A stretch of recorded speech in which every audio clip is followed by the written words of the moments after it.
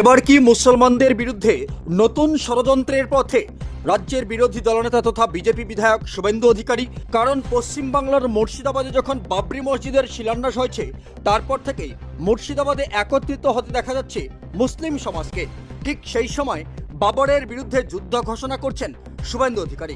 তিনি প্রকাশ্যে বলছেন বাংলায় বিজেপি ক্ষমতায় এলে বাবরের নাম মিটিয়ে দেওয়া হবে।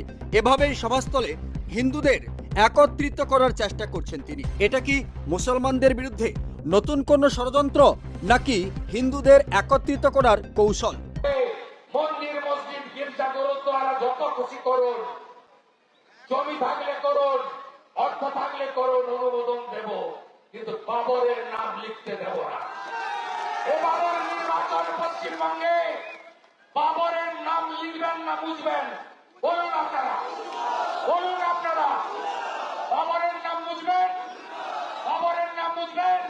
বাবর কে ছিল? মোগল হানাদার।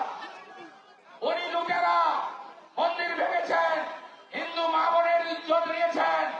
এই বলাৎকারী বাবরের নাম স্বামী বিবেকানন্দ, চৈতন্যদেব, নেতাজি সুভাষচন্দ্র বসু, ক্ষুদিরাম বসুর ভূমিতে ঠাকুর রামকৃষ্ণ দেব, আজকে তিথি পুজো মা শারদামণি, এই মাটিতে লিখতে দেব না, দেব না, দেব না।